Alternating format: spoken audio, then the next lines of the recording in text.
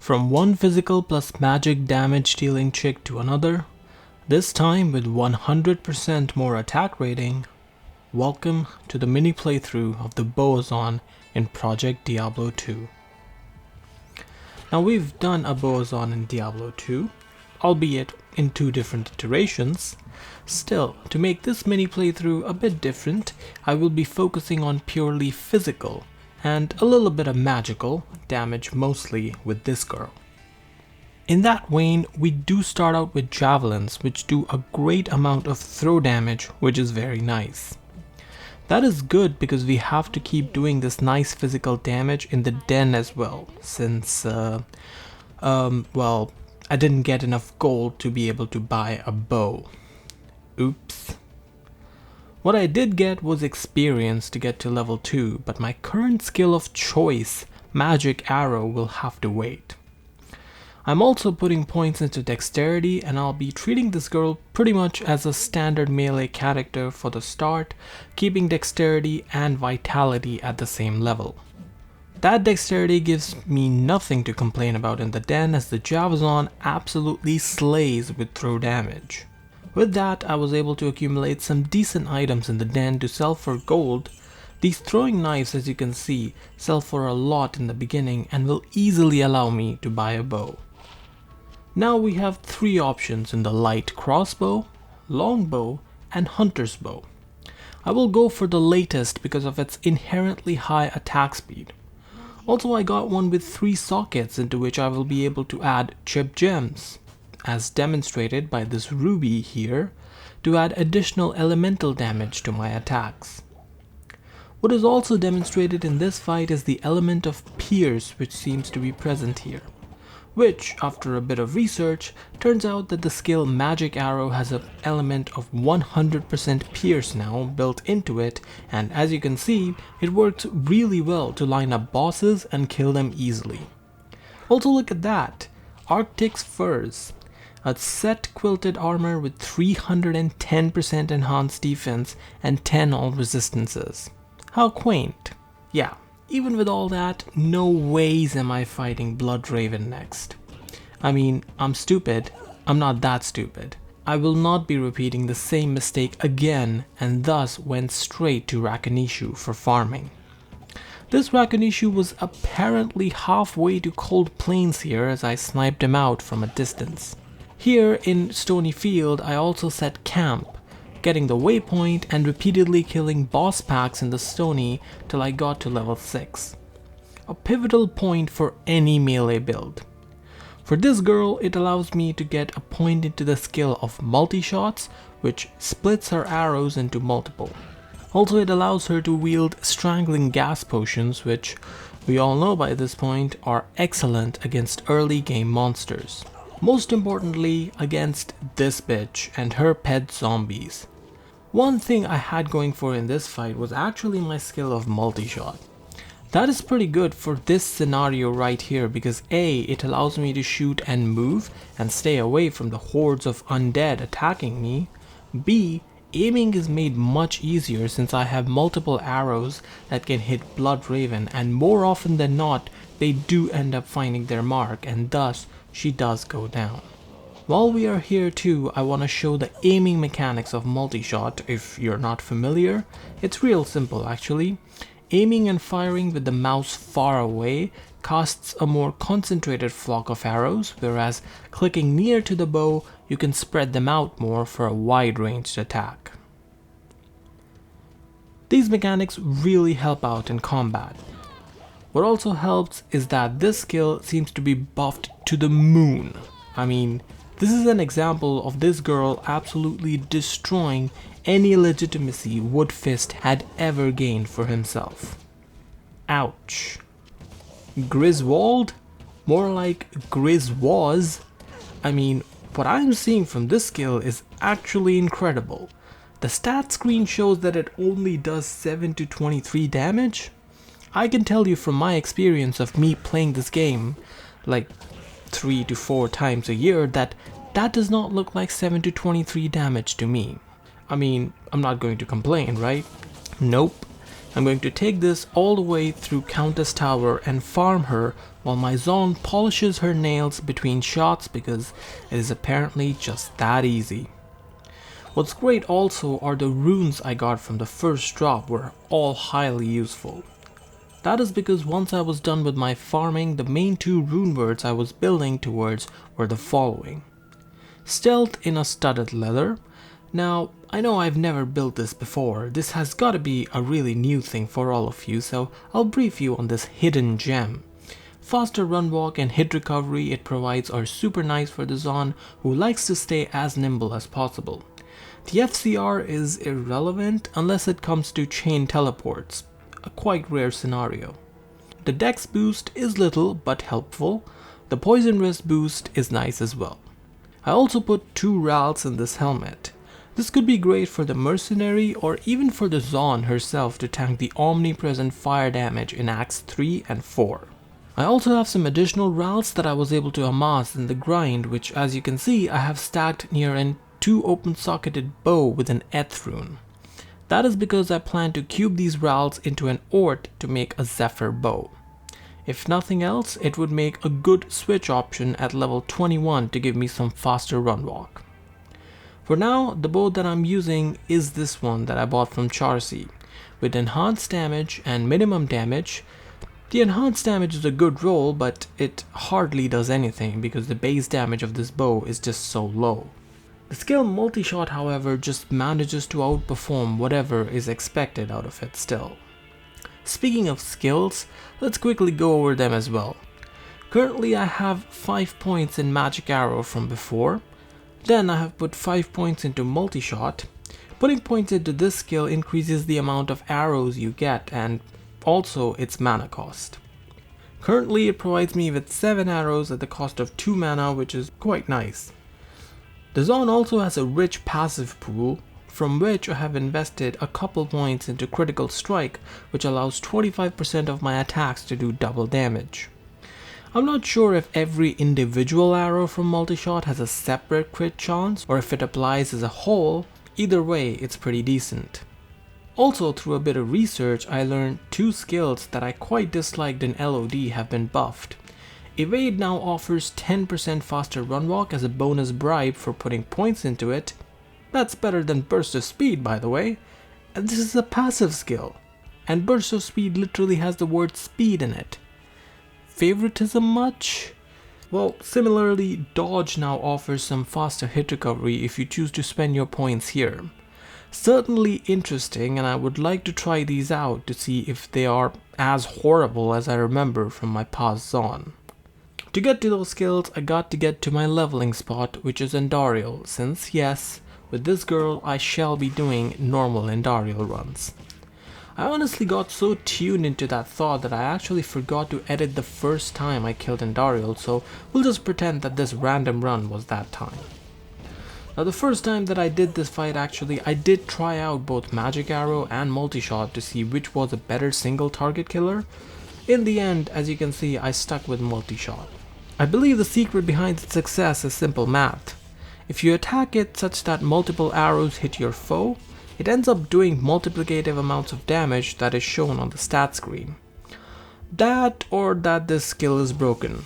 Either way, it works pretty well here. What doesn't work is the Act 1 mercenary in this fight. In theory, a source of fire damage against normal Andariel sounds like a great idea, but in practice, she just doesn't take enough attention away from my Zon, and I found in later runs that an Act 2 mercenary works way better in a fight like this. I also found some items in those later runs, which was my main reason to do these runs. The items included a set belt, which was thankfully Hisaru's. I love to find these on my melee dudes and dudettes, not because of the 20 to life and cold rest, which are solid stats by themselves, but this paves the way to alleviate any attack rating problems when paired with its set boots. Those are not what I found next. Instead, I found a weapon for my Zon.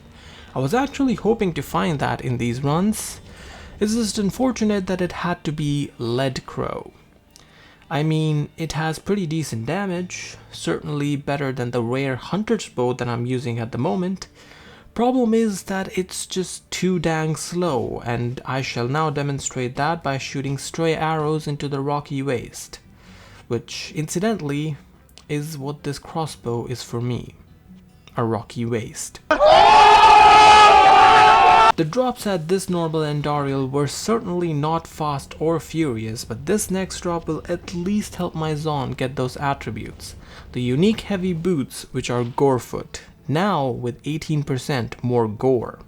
Yes, I'm referring to the open wounds stat that has been added on these boots, along with the 20 faster run walk and mana leech it already had. The roll on the leech is the saddest possible, but what can you do? Well, what you can do is find a better pair in the very next run, which is what my Zon ended up doing here. See now, that's much better. Also, don't know if you noticed, but there was also a unique ring that dropped alongside these, which turned out to be a Nagel. Very glad that it wasn't a Mantled because... oh, who am I kidding? Mantled sucks. This, however, doesn't because it provides me with pretty solid attack rating and magic find as well. The roll on which is not the greatest, especially considering that the max roll on it has been increased to 40. Maybe I can call in another perfect one like the last time? No, I didn't get another Nagel the next run. What I did get though was level 20, which meant that I could move on from here and take on Act 2. As a quick skill check, my Multishot was sitting at level 10, firing 12 arrows at a time, and I had put a point into Pierce because it is a pretty useful skill, and turns out that with Evade you only get 10 faster run walk boost for the first time. After that the boost is only reduced to 1%. Yeah, learned that the hard way. I reached level 21 in the Arcane Sanctuary. Though there was nothing interesting I did here skill wise, just dumping another one into Multishot to add another arrow to my arsenal, and then taking way too long to decide whether to bump Vitality or Dexterity. The interesting part was the upgrade to my gear, as now I could transmute the Rals using a key, because who doesn't love it when mods complicate simple recipes, am I right? Anyways, with the resulting Ort, I was able to make a Zephyr, giving me some enhanced damage, minus target defense, and most importantly, increased attack speed and faster run walk. Now I decided to slot this as my primary weapon, as the rare Hunter's Bow that I was using before this was really there for the mana steal, and that role was now being fulfilled by my boots pretty nicely. The increased attack speed from Zephyr is definitely nice, but you just do so much damage with Multishot anyways. The faster run walk is what I love the most. Blonde girl, go zoom. She do very well in Act 2 and get to Big Cold Bug. She kill Big Cold Bug fast too. Merc man help blonde girl. Okay, I'll stop. What I was trying to say though was that the mercenary really did very well in this fight. I did stuff him with thawings before the fight and plenty of health pots during it, but he did return the favor by completely distracting Duriel, whereas my Zon could just sit back and go ballistic with arrows. Ballistic being the correct term, as multiple arrows left her bow and piercing through Duriel, but I do believe that the mercenary was doing a little bit of damage here as well with the random rare trident that I found for him, which is pretty nice, and it led to Duriel going down fairly easily. In Act 3 I killed a zombie pack in the Great Marsh and they dropped me a rare circlet. Now, circlets are not the most exciting things for melee characters, but somehow this one seemed to do the trick. The addition of poison damage for some extra passive damage, some energy to boost my mana pool, and what melee bozo will turn down a boost of 100 to attack rating. That is very nice indeed. Speaking of cheap but effective items, I found this magic amulet next, which belongs to the similar ranks. 2% lifesteal, which is not the best, but 39% light res, which is only one off of perfect. That's pretty sweet. What's sweeter is that I decided to gamble and corrupted this and got 28% magic find. Pretty sweet deal if I do say so myself. With all that newfound resisting, stealing, and finding ability, I reached Mephisto in the Durance. Those of you who are a little familiar with my mini playthroughs may have been anticipating a Serena Temple farm session here, but this is a melee character and I plan to run Mephisto with her. That isn't going to be the easiest thing, and the first contributor to that are these unhinged council members. This guy with the holy freeze is my new least favorite monster in the game, definitely now. It also doesn't help that my current Act 2 mercenary is super vulnerable to them and dies quickly to Hydras. That's because I could really use him in the actual Mephisto fight. As you can see, without him my Zon is mostly left running around helpless, trying to dodge attacks and firing back shots at intervals, and even those aren't getting me anywhere fast. For that I brought back the cavalry and now we're getting somewhere. Here you can see the damage output and the difference that the mercenary makes in fights as well. Thus, he's not only good defensively as a distraction, but quite effective offensively as well.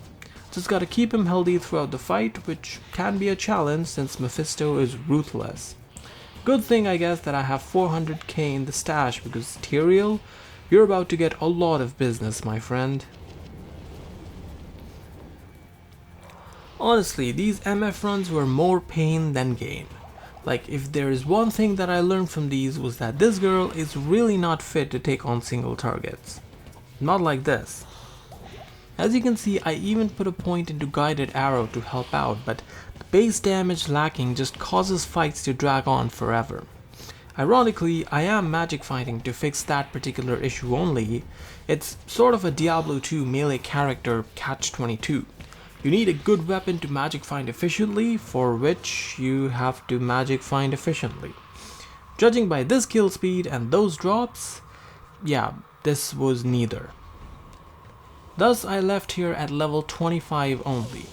I'm comfy facing the chaos at this level, and this girl seems to do well against multiple enemies, well due to Multishot just being so good. My theory of multiple enemies continued to be true, as shown by these random mob packs in the Plains of Despair, and my theory of her being a bit rubbish against single targets was soon after confirmed by Iswol in the same Plains of Despair. Thus I had to rely on my mercenary more than I would like to admit, but it still got me through it, and hey, at least the chaos was going smooth owing to the large number of monsters, but ones that I damaged really well. That includes the Infector pack too. I mean, I just don't know what it is with Act bosses, and because me and my mercenary absolutely melted the pit lords here. I include my mercenary here as well, as he has splash damage with his melee hits, so he actually does some nice AoE damage with his jab attacks. Decize was mostly my Zon's handiwork though. Against Vizier too, she was able to clear out most of the minions, and the mercenary helped in providing the finishing blows against the boss. Unfortunately, he didn't do so against Diablo since, yeah, he was dead. This fight actually looked like what I'm about to show you in this clip for the most part.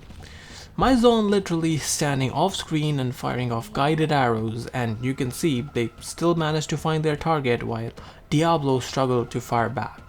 This plan though was not foolproof, as it would be too good to be true. Guided arrows do start to miss after you go out of range a bit too much. Also, Diablo often ends up finding his range after a while anyways.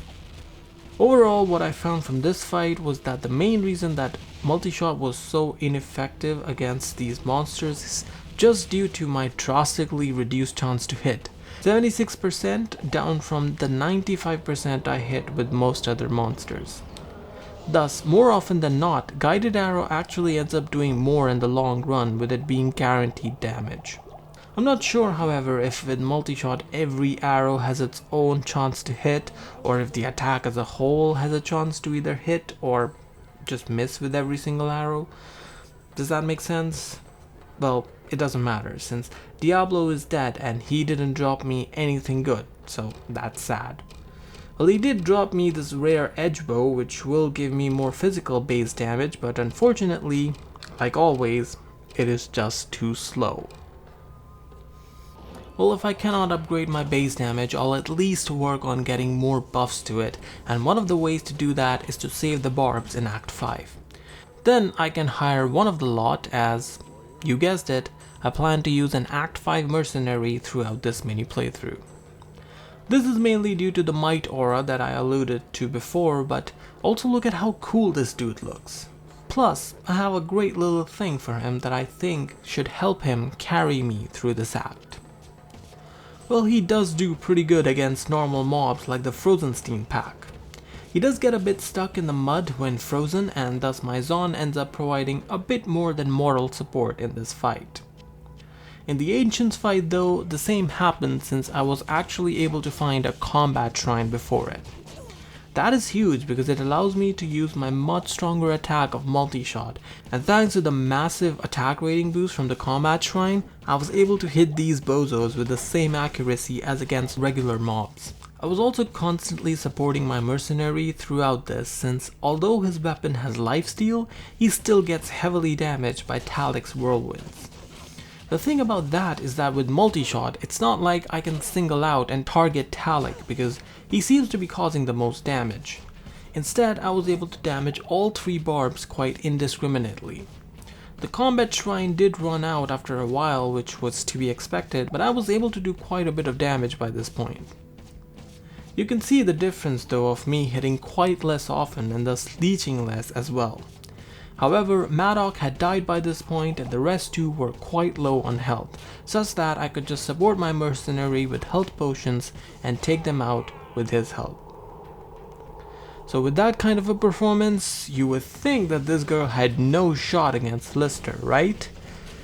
Well, yes, right. She doesn't. She just absolutely gets mauled. Don't try it. Just lure them out. Yeah, that's pretty much it. The reason that I thought that she may have a shot is because I built this for my mercenary recently, a strength and an ethereal flamberge, giving him that crushing blow which he used against Bale as well. The fight itself with it went faster than it would have without it, which is something, I guess. I'm not sure, but I think that just by looking at this fight I can tell that crushing blow seems to be nerfed. I think I mentioned this in a previous mini playthrough as well, but if that is the case, then I think it's a big mistake. Melee in this game is honestly underpowered as it is. To nerf its biggest asset in terms of crushing blow, I think it just screws over early game self-finding melee characters like this girl right here. That is, if crushing blow has been nerfed. I may have just gotten really unlucky here, which is why this fight did take a significant amount of time to complete, but I got the job done. No cool items this time though, which is a wee bit sad, but we move. Now the Amazon has started to slow down in terms of damage, and that is apparent in the Blood Raven fight. I mean, as it has been stated multiple times before, she and her undead zombie children are OP as hell, but even when I had her pretty much cornered, it still took a while for me and my mercenary to take them down.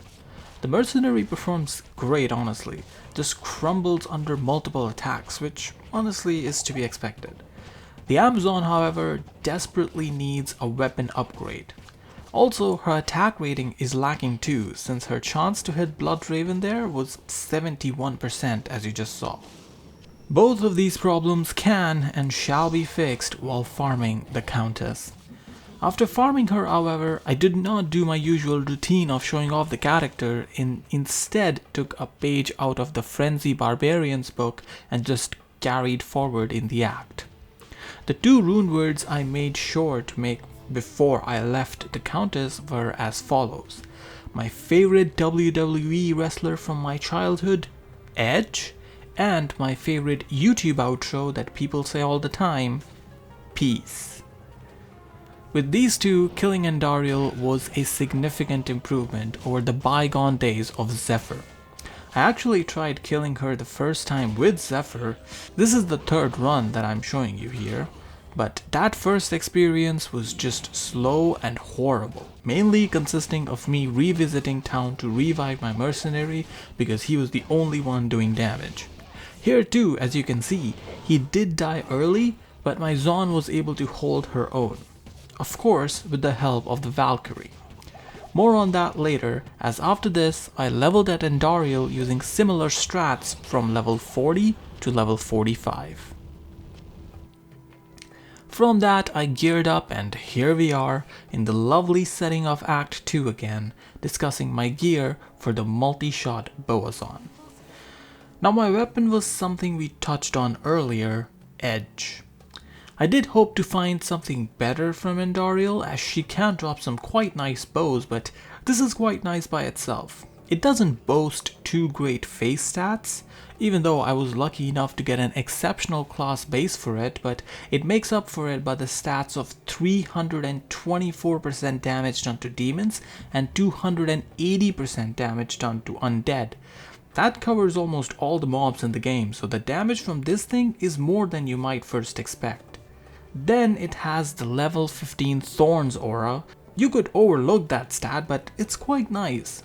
Especially considering that the aura applies not only to you, but also your mercenary and Valkyrie, thus giving you even more use out of your meat shields in the long run. The base also has +1 to bow and crossbow skills. That's nice. The base is a little slow, however. That's where the 35% increased attack speed helps, but with that, it was still slower than the Zephyr in the Hunter's Bow. Thankfully, to fix that, I found a helm with 20% IAS, Hull Tusk. That's a really nice buff given to this, quite frankly, forgettable helm from LOD. With it, it actually becomes quite a decent Bowazon helm, sporting knockback and hit causes monster to flee. Another good stat on this helm is that of 35% damage taken gained as mana. That helps out a little bit as well as, spoiler alert, I don't have any mana steal on this girl. We'll get to why later, but my jewelry does me good. This amulet that I showed you in Act 3 normal is pretty nice, basic, but with good stats like 39% lightning res, 2% lifesteal, and 28% MF. Love that. It is joined by a Nagel ring providing 23 MF as well, 73 to attack rating, which is quite nice, and 1 to mana after each kill. Every bit helps. Joining forces with it is this rare ring that I think I got from Kane Reward, and it is quite nice with dual res, some dexterity, and 1 to mana after each kill as well. Another sweet rare that I have is my pair of gloves. I feel like I haven't got any good luck in terms of good rare gloves in a long time, but these are quite nice. Quite similar to the ring as well, as they also give me cold and fire res and some MF as well.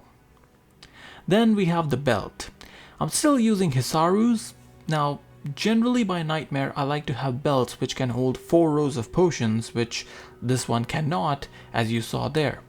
The reason I stuck to this was 1, in case I found the boots, the attack rating bonus I believe would be massive. 2, this is just a good belt. 20 to life and 20 cold res are both acceptable stats, and I frankly haven't found a better one with 4 rows. Also, with this girl, my leech used to be so high that I didn't really even need potions that much. That will change now, so I may look to switch this out if I start using up too much mana. Then we have the armor, because I'm saving the best for last, Peace. This is also pretty good. Now, yes, it is an armor with plus skills on a melee character, so it isn't the most exciting thing, but those skills help my passive quite massively. These allow me to have more arrows and attack rating. Moreover, this armor gives me good FHR, cold res, +2 to critical strike as well, and then finally 2% chance of casting a really good tank in the form of a level 15 Valkyrie. That's pretty big, and you'll see that from my skill distribution. For now, let's talk about why I gave up 4% mana leech Gorefoots, because I found these new shiny goblin toes. Now in LOD, these were literally only known for one stat and one stat only, 25% crushing blow, and I honestly would have used these just for that. However, they have been buffed significantly, 20 faster run walk and up to 30% enhanced damage. That's not nothing, you know. The crushing blow has been changed to a roll as well, but I got a pretty high one in 24%, so I'm not complaining, and then a bunch of defense and stuff, so that really no one cares about. Still an awesome find, even though crushing blow is nerfed on missile attacks. With these, I have reliably switched to using Guided Arrow as my boss killing attack of choice, and let's go to the skills to talk more about that. Now, like I mentioned, I have switched to this skill for killing bosses primarily since I found the Goblin Toads, since they're actually more efficient in terms of mana. Since I have no leech anyways, I decided to max this out, and they cost less mana and provide me with a 100% chance to hit the boss every time. Now the damage is reduced as a penalty, but I think that by putting points into Magic Arrow, we can bring it right back up, and that is the skill that I will be maxing next. Of course, the skill that I maxed first is Multishot. Great skill, 24 arrows and almost as importantly, up to 500% attack rating. Thanks to that and my stat placement of a lot of dexterity points, my attack rating is sitting at a near 5k, something only achievable in LOD through something like an Angelics combo. Now since I've gone all in on offense, the passive skills are a bit of a one-hit wonder at the moment. That's fine because with all the plus skills, they provide me with everything I need. Crit Strike is sitting at level 5 with the boosts from the armor, and it provides me with a 42% chance to do double damage, which is quite nice. Piercing Attack is also cool at 42%. Razor Tail actually would be a good upgrade to my current belt, as that would also help my Pierce turn insane as well, but it is quite good at the moment. Evade and Dodge thankfully have not been annoying till now, so that's nice. I don't know if they've been particularly helpful either. I'm enjoying the passive bonuses though of 12% movement speed from the Evade and 5% FHR from Dodge. Finally, we have Valkyrie. Yes, there are its prereqs too, but I don't use them at all. Her, I use all the time. If you saw my last Bowazon video, or just last video in general, you know my thoughts about meat shields in this game, and it doesn't get any better than this. No, not the level 3 Valkyrie. She is good too, but we really start talking business when the level 15 Valkyrie casts from peace. One thing to note is that it is a 2% chance to cast on striking, not a 2% chance when struck. Thus she casts more often than you might think, since I'm just shooting so many arrows, and it provides for a great meat shield distraction and helps survivability so much. This girl needs it too, since her resistances and life pool, yeah, they're not the best. They're pretty alright for a Bowazon, to be fair. That's because with this girl, you're not actually supposed to get hit that often. That's what meat shields are for. What you're meant to do is sit back and do huge damage with that near 5k attack rating of yours. One skill I guess I haven't even mentioned and kind of forgot about, oops, is Penetrate, which gives you an attack rating bonus. However, my attack rating is so good that I haven't really felt the need to put a point into it. That's because, as you can see, I have more points in dexterity invested than any other stat, including vitality. With Bowazons, again, since you're not meant to take damage, I feel that like 500 HP is enough for Nightmare, 800 for Hell. Especially as this is in a hardcore character, though this girl has not died once yet, I feel fine pumping dex throughout the rest of Nightmare for now. Still, I think 1 point in Penetrate won't hurt, so I'll put that in to make my attack rating even more redonkulous at the next level. For now, let's finish off this showcase by quickly talking about the Mercenary. He's got some pretty standard stuff. The 3 items I would like to showcase here are his weapon, which y'all saw before. It is the Ethereal Strength with the Crushing Blow and Lifesteal. Then I found him a skin of the Flayed One for him for some fire resistance and more lifesteal, and then finally he has a pair of crafted gloves with more Crushing Blow and, you guessed it, more lifesteal. Rest of his gear is just, yeah, it exists. Right then, moving along. Let's go to the Arcane Fortress, where this girl is actually pretty good. If you need a tool to get at those monsters that get stuck on the stairs, Guided Arrow comes up huge. If you just need something to spray and clear the screen at an intersection or something, Multishot is your boy. What also makes this girl great is something I just glossed over in the showcase, is her lifesteal. So even if I take some burst damage with my low HP like in the Tal Rasha's tomb, I can instantly recover it all because I have 9% lifesteal, plenty to keep my Zon healthy without potions. That lifesteal does only apply to Multishot and thus won't be applicable in the Duriel fight since I will be using guided arrows exclusively. That won't be a problem since, spoilers, he won't even be able to touch me. Straight away you can see the Valkyrie cost while me and my mercenary were attacking the bug. That takes a lot of pressure away from the mercenary. He's able to land his crushing blows, which are a higher chance than me, which does make this fight quite quick. Even in the lower end of his HP, you can see how good this Zon can effectively kill bosses now. It's nothing special, but for now, as a reward, it also got me 2 uniques. I was actually quite excited to see the Demon Hide gloves to see what the buffs they've been given, but yeah, they're pretty much the same as LOD. I guess they're better than what my mercenary has on right now, so I guess that's a small dub, if nothing else. For a slightly larger dub, we turn over to our good friends at the Spider Cavern. Sark and his pack here ended up dropping me a unique short warbow, which at first glance, yeah, it's pretty rubbish, isn't it? That is until you realize that this is only a normal level base and can be easily upgraded to an exceptional level using a Ral, Sol, and a perfect emerald to turn this into a rune bow. Now that is much better, isn't it? Well, actually, it does pretty similar damage to my current weapon in Edge, so it'll be interesting which weapon I'll stick to, once I actually get enough strength to try this out. To pass the time till then, I decided to visit the Flare Dungeon. Here my Zon was tested as I faced off against a physically immune ghost pack. Wait, haven't we been here before? Well, the Zon didn't nearly do as well as the Assassin did. Mainly because I didn't use magic arrow here and instead relied on guided arrow's superior accuracy and the fact that it also has a magical component thanks to the hard points that I'm putting into magic arrow at the moment.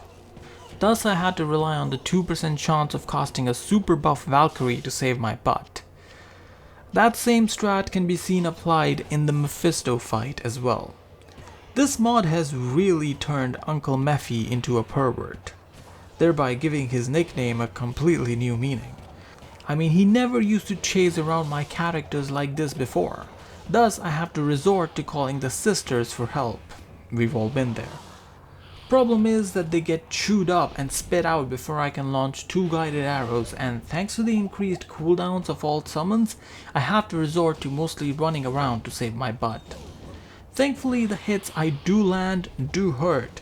Also, during the final seconds of the fight, that magical 2% summon did happen, allowing me to hit some final blows of the fight to take Mephisto down.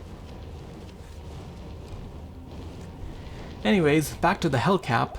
How does it compare to my previous Edge bow? Well, they both have their own merits. Edge gives me 7% lifesteal, which I miss most when taking it off.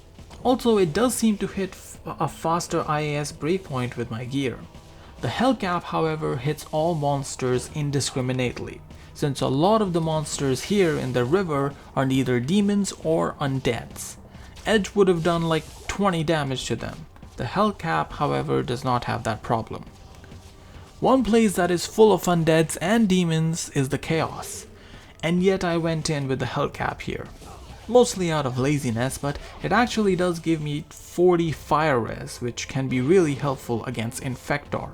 That is, if you plan to get hit. As you can see, that was not how I was approaching the fight. Now, I remember from my last Zon that the Valkyrie was able to tank these guys no problem here. Yeah, that girl didn't really need any skill points in any other skills, and thus I could freely go for Valkyrie. Here I do have to cast her over and over again, but she still gets the job done against Infector and Decise quite alike. I could talk about how easy Grand Vizier was to take down, but why waste time when we can talk about Diablo instead? Now, this is always an exciting fight. I'm actually really glad that they've fixed the Diablo lightning hose bug now, because there's no way to cheese him, which is the way it should be, against the most dangerous monster in the game, you know, after Black Souls. Like them, however, he unleashes powerful lightning attacks and absolutely demolishes my Valkyries. It's actually in those moments that I have the best shot while he's logged into his animation to unleash a flurry of guided arrows his way. Of course I have to be careful myself because his attacks are scary. Scary to the point that he can literally swat away my Valkyries if he wants. Literally. Still, Crushing Blow helps a lot in this fight. Also, you can probably guess the end by this point. Got a lucky break, actually summoned a Valkyrie while running around, and was able to gun him down and eventually whittle him down. Unfortunately, I used all my luck and thus my drops were pretty trash. A small upgrade of IK boots for my mercenary, I guess. That's alright. Also this Nout. What is it with me and finding perfect maces at Diablo? Anywho, Act 5 is not a fun place for my Zon. There is cold damage flying absolutely everywhere. Cold javelins from cats, cold arrows from skeletons. Oh, I wonder what type of damage you'll do to me. Yup, cold. Still, I would rather face these than these. Yup, that's souls alright. So much for playing the game without dying once, am I right? Well, it wasn't only souls that gave me problem, ancients were a pretty tough outing for this girl. At first I thought I was just getting unfavorable rolls and thus I tried resetting a couple of times. However, multiple rolls and an unfortunate accident where I may have walked into the path of Talik's whirlwind later, I figured out that the problem was that I was just not getting enough time to attack. With a Zon, you really want your meat shields to absorb the damage enough so that you can sit back and damage the monsters. My meat shields are just not meaty enough. Thus, a respec was in order where I shifted all the points that I had previously put into Magic Arrow into Valkyrie. With this new buffed Valkyrie, things went a lot well. Now, she is not unkillable still, but as you can see from this fight, she plus my mercenary allowed me to do was sit back and heavily damage one of the ancients while they distracted them. Thus, by the time that they were able to kill my mercenary, I was able to trade for Madoc. Quite a favorable trade as dealing with the two ancients is much easier than dealing with three. With these two, it was all about placing the Valkyrie down. She doesn't fall over with a gust of wind anymore, thanks to that respec, and I can damage them gradually. Finally, when I got Korlik down, Talik was easy. Here you can see that the auto summoning Valk is still valuable just for the auto trait that I don't have to stop attacking at all here. Thus, with me struggling at the Ancients, I was actually surprised that I was able to kill Nightmare Lister. The knockback from my helmet helped. Lister, not being a boss, does get affected by it and thus is a lot less effective, even though he was stone skin and did take a while to kill. Who didn't take a while to kill was Bale. Bale doesn't have that sheer force of Mephisto or Diablo. Plus, now that my meat shields were a lot more prepared to stand up to him anyways, thus I could just sit back and fire away with guided arrows to end the fight. To end the fight, I even burst out a surprise gear swap. Meet the magic finding helmet extraordinaire 3000 Mach 72. It's a 3 open socket crown with 72 MF and it didn't really help me, like at all. I mean, look at these drops. But hey, you can't say that I at least didn't try. And I'm going to continue trying in the magic find runs that I did with this girl from levels 59 to 70. Not only that, I continued that try hard mode in hell, farming the Countess for a while till I was happy with my gear, which I'm about to show you right now. Starting with the weapon, we have Harmony. Now yes, this is technically worse than my Assassin's Mercenary from last time. She also had a Harmony, but in an elite base bow of a Shadow bow, where this is in an exceptional base of a Gothic bow. That does suck a bit, but I would wager that this is one of the best exceptional bow bases out there, and thus the fact that this is all I got is not too bad. This rune word, however, I have no complaints about.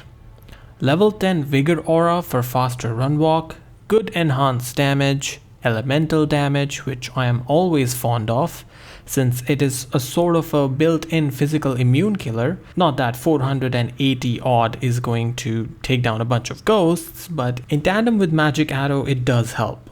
Then you get +3 to Valkyrie, which you probably already know how excited that makes me. And speaking of getting excited, level 20 revive charges. You know, oh yes, you know what's coming. For now, let's move on to something that this girl has better than the sin, treachery. This is the quintessential problem with the melee character.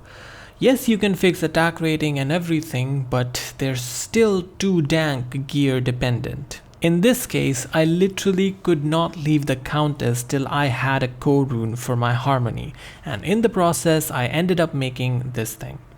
Obviously a great armor that I have used on melee characters many a times, and for good reason. 45% IAS, level 15 Venom and level 15 Fade. Yes, I know it is lesser Fade, but it is still better than nothing. And with the 30% proc chance, I hope it will be on for a while as well, despite its highly nerfed 30-second duration. Speaking of good gear actually, my lower thirds are quite nice with this girl. First, I have these nice rare gloves with cold and fire resistance and some magic find as well, super useful. Then during my last countess run, I've ended up finding an IK belt. Again, super nice for the dual lightning and fire resistance, just at the cost of a little bit of a high strength requirement. Finally, we have the boots, the super buffed goblin toes. Well, I say super buffed, the only real cool addition is the faster run walk, but the reason you wear these boots is the crushing blow, and they're still rocking those, and thus I am rocking these. Speaking of rocks, my jewelry is again surprisingly good this time. I feel like I had been on a sad run of rares for a while now, but this ring with dexterity and dual res is really nice. My favorite ring is the other one, however, lightning res, life, mana steal, and I corrupted faster run walk onto it as well. Super nice, pretty much gives me all I could ask for in a ring. My amulet is the same since normal, since, well, it is just that good. 39 lightning res is honestly reason enough to keep it, but it also provides me with a little bit of lifesteal and magic find as well.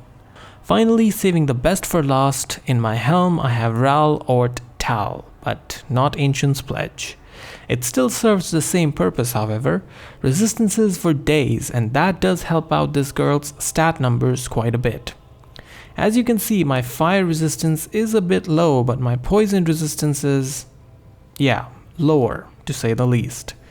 I know it is more of an annoyance thing to have lower poison resistance, and thus you can see the antidotes in my inventory, but I still wanted to patch it up a bit.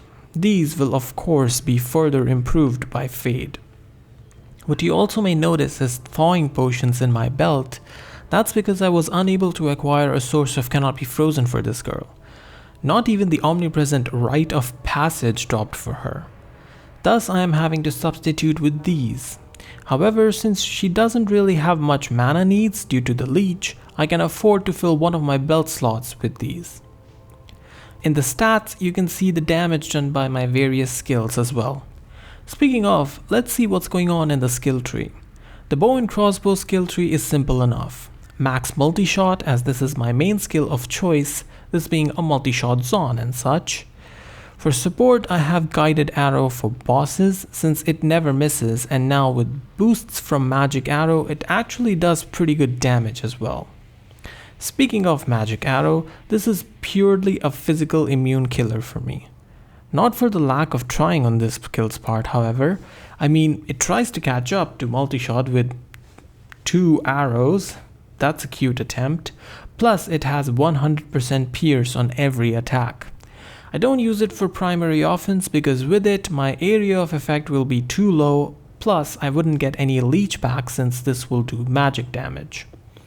One skill I do use though, and it does help in my offense, is Valkyrie? Yeah, they do weirdly good damage now.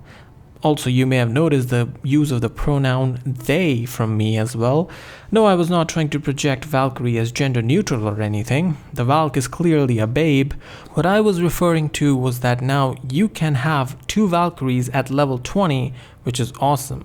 Honestly, with this and the revive charges, I sometimes feel like I'm playing a Summon-Zon more than a Bowazon. Not that that's a bad thing.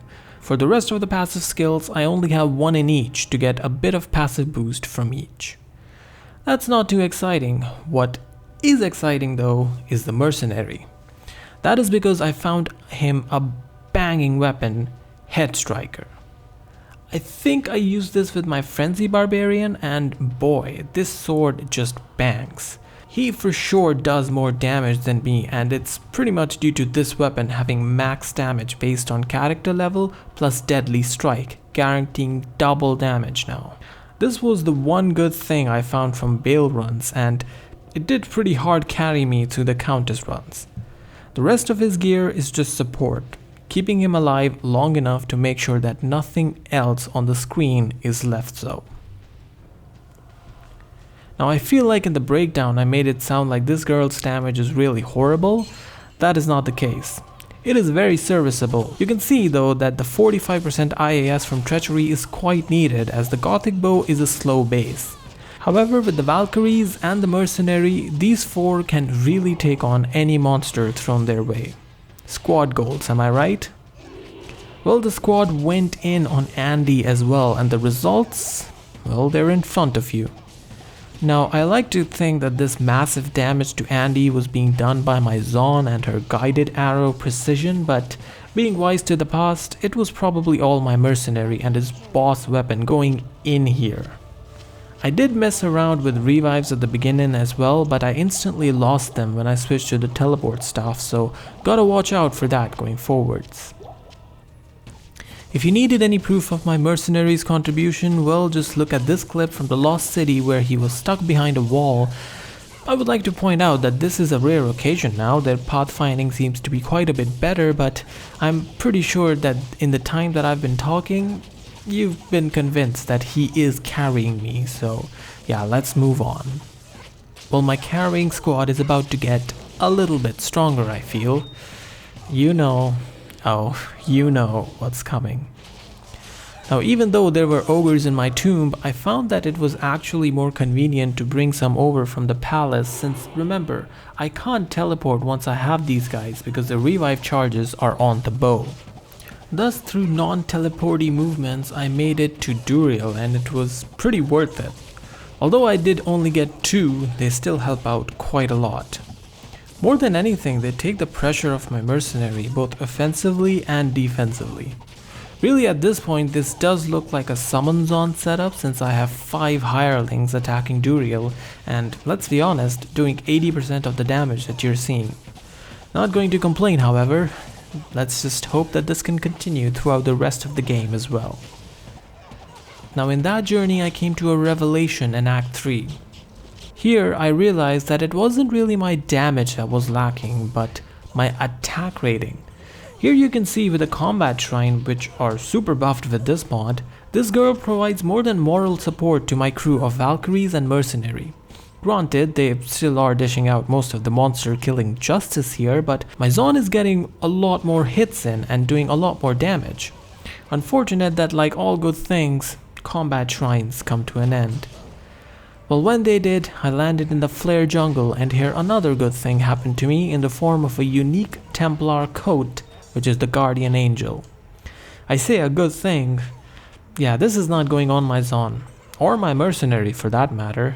I mean, it's cool, some max res is nice, but the Paladin skills and the block rate are absolutely wasted on a Zon or a Barbarian, and thus this shall go in the showpiece collection for now. That's because it was time to get serious and fight Mephisto. Again, getting ogres is a pain without having to use the teleport stuff.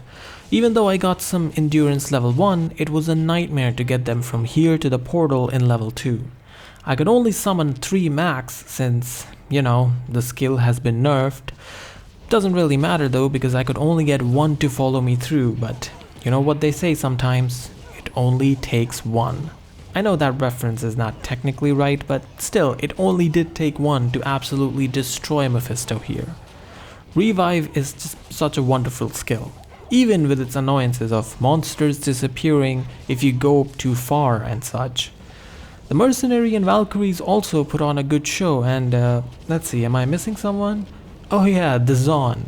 Yeah, she was there too. I did no special arrangements for the Izzy fight because the squad turned out to be more than enough against him.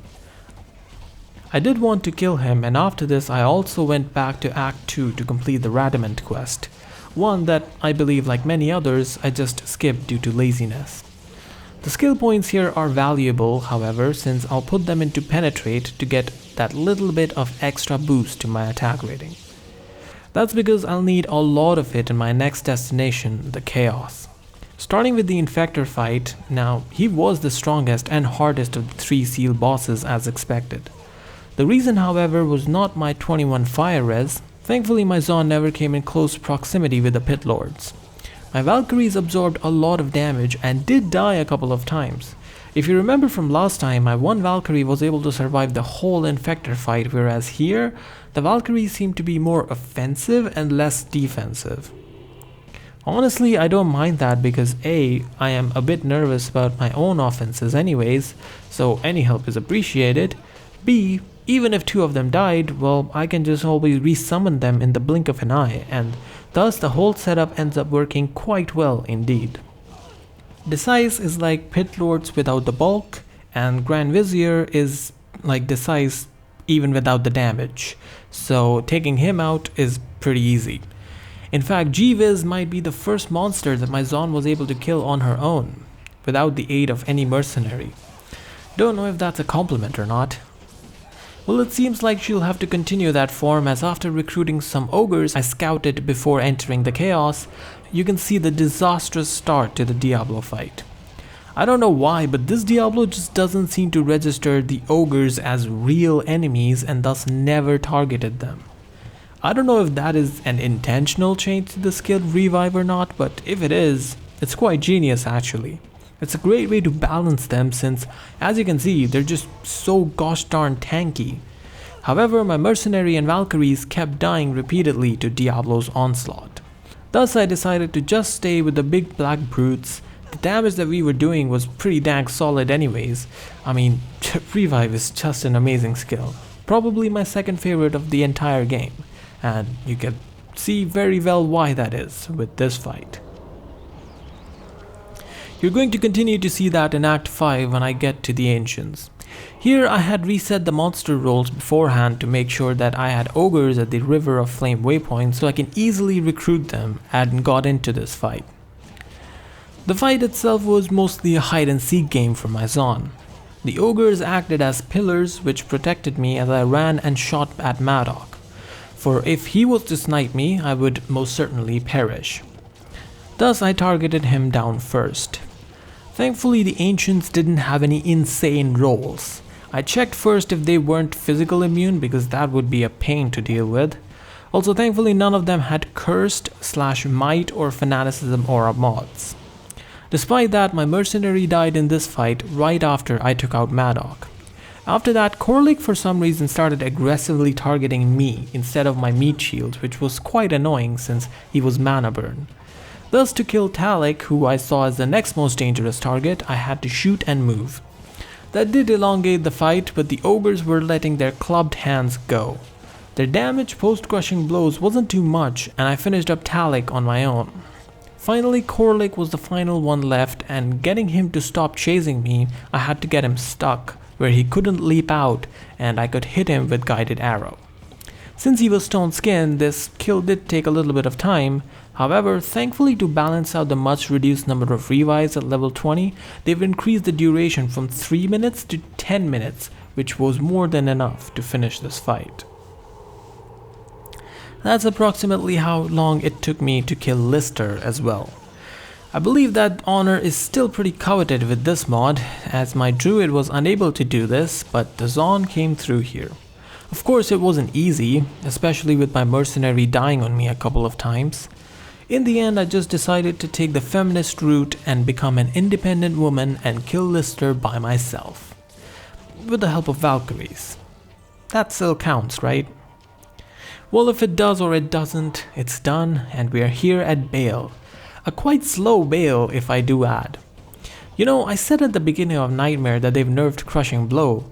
Looking at this fight, I think they've just made Bale tankier. Fair enough, I mean, he is the last hurdle before I can call this mini playthrough a done deal, and that's precisely where we are at now. So, hope you like this. I've done quite a few mini playthroughs in a row now, and thus I'm feeling for some Project Diablo 2 magic finding in the coming days. However, I'm not sure what character I should start out with. If you have some suggestions, let me know. My plan is probably going to be to check out a sorceress build, see what nerfs she has gotten, and if she still is the go-to magic finding character. Well, speaking of finding things, there they are. Told you these were omnipresent. Hope you find this content riveting.